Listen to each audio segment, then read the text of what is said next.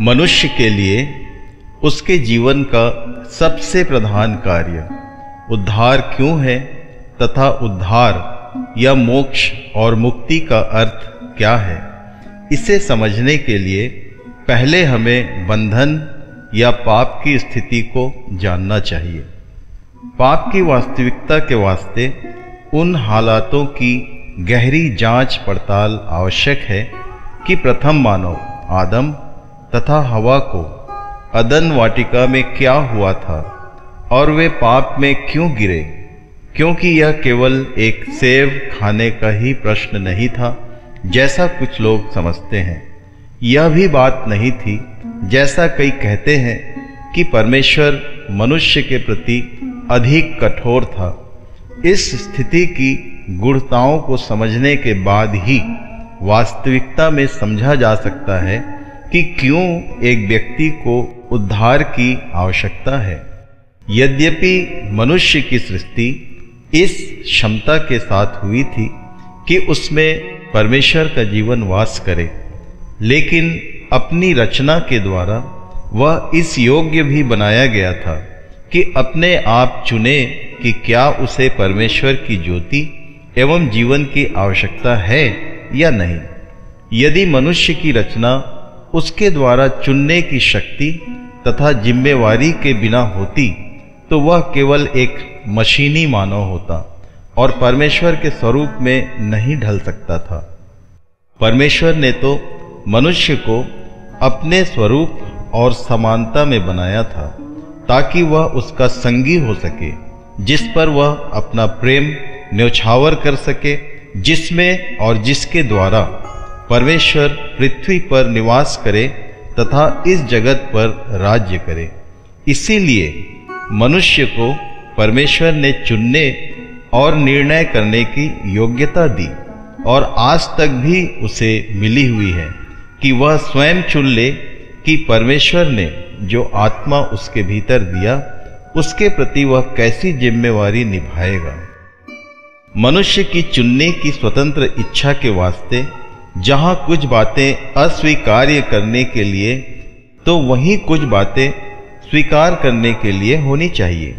संसार में कई देश हैं जो चुनाव तो कराते हैं लेकिन स्वतंत्रता से नहीं।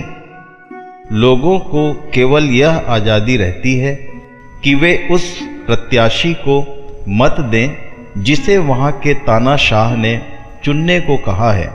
लेकिन यह कैसी वास्तविक स्वतंत्रता परमेश्वर ने मनुष्य को सृष्टि के साथ ही दे दी है कि कुछ भी चुनने को वह पूर्ण स्वतंत्र है।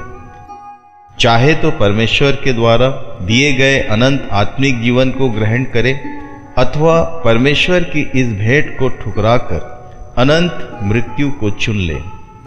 जब अदन वाटिका में मनुष्य के सामने चुनाव की परिभाषा आई तो उस पर क्या बीती, हम इस पर थोड़ा गहराई से ध्यान करें। इसका वर्णन उत्पत्ति 3:1 में दिया हुआ है। यहोवा परमेश्वर ने जितने बनैले पशु बनाए थे उन सब में सर्प धूर्त था और उसने स्त्री से कहा, क्या सच है कि परमेश्वर ने कहा कि तुम इस वाटिका के किसी वृक्ष का फल न खाना। आदमी की यह परीक्षा 3 भागों उसकी देह, प्राण तथा आत्मा को प्रभावित करने को हुई। अपने वचन के ज्योतित पृष्ठों में परमेश्वर ने मनुष्य की इस त्रिस्तरीय परीक्षा का उल्लेख किया है, जैसे पहला यूहन्ना 2:16 में है, क्योंकि जो कुछ संसार में है अर्थात शरीर की अभिलाषा और आँखों की अभिलाषा और जीविका का घमंड, वह पिता की ओर से नहीं परंतु संसार ही की ओर से है। इसलिए यदि ये बातें परमेश्वर पिता की ओर से नहीं तो शैतान की है। शरीर की अभिलाषा का संबंध देह से, आँखों की अभिलाषा का प्राण से तथा जीविका का घमंड मनुष्य के आत्मिक जीवन से जुड़ा है। इसीलिए अदन की वाटिका में मनुष्य के सामने आया परीक्षा का मसला उसके व्यक्तित्व के प्रत्येक भाग को जांचने के लिए था। वह तीनों स्तरों पर लुभाया गया, तीनों में ही परखा गया, जिससे शरीर, प्राण तथा आत्मा तीनों प्रभावित हुए। यह बात उत्पत्ति 3:6 में बहुत स्पष्ट हो गई है। सो जब उस स्त्री ने देखा कि उस वृक्ष का फल खाने में अच्छा और देखने में मनभाऊ और बुद्धि देने के लिए चाहने योग्य भी है, तब उसने उसमें से तोड़कर खाया और अपने पति को भी दिया और उसने भी खाया। यह वास्तविकता कि वह फल खाने में अच्छा था हमें यह दर्शाता है कि यह परीक्षा मनुष्य की देह के लिए आई थी। आंखों के लिए इसका आकर्षण कि वह देखने में मनभाऊ था प्रकट करती है कि उसमें प्राणों की भी परीक्षा हुई, क्योंकि आंखों ही के द्वारा प्राण भलाई या बुराई करने को ललचाता या निर्णय करता है। भावनाएं उकसाई जाती हैं कि ये कर ले या वो कर ले, और फिर इच्छा शक्ति तुरंत कुछ कर बैठने को सक्रिय हो जाती है। परीक्षा का तीसरा यह दावा कि उस फल को खाने से ज्ञान एवं बुद्धि प्राप्त होगी, मनुष्य के अंतरतम व्यक्तित्व आत्मा की ओर इशारा करता है, और जिसके खाने के द्वारा परमेश्वर के साथ उसके आत्मिक जीवन का संबंध प्रभावित हुआ। शैतान ने इस परीक्षा के द्वारा मनुष्य को स्वयं ही स्वयंभू परमेश्वर बन जाने की लालसा से भर दिया, ताकि वह अनंत परमेश्वर को इनकार और अस्वीकार कर दे। प्रिय मित्रों, परमेश्वर ने मुझे और आपको हमारी सृष्टि के साथ ही चुनाव करने की स्वतंत्रता दी है। हमारे प्रथम पुरखों की पहली परीक्षा में ही वे गिर गए।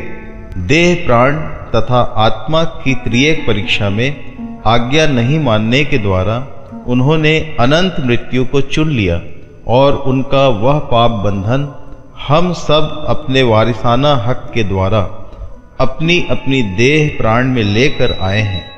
लेकिन तो भी परमेश्वर ने हमें छोड़ा नहीं। उसने हमसे अथाह प्रेम किया। हमारी मुक्ति के लिए अपने इकलौते पुत्र को हमारे पापों को उठाने के वास्ते क्रूस की श्रापित मृत्यु पर चढ़ा दिया, ताकि हम अपने पहले चुनाव से पछताकर प्रभु यीशु में नया जीवन, अनंत आत्मिक जीवन को चुन लें। प्रियो, जीवन और मृत्यु आपके सामने धरी है। आप क्या चुनना चाहेंगे? मेरी प्रार्थना है परमेश्वर आपको निर्णय के लिए स्वर्गीय मार्ग और आत्मिक दर्शन से आशीषित करे। आमीन।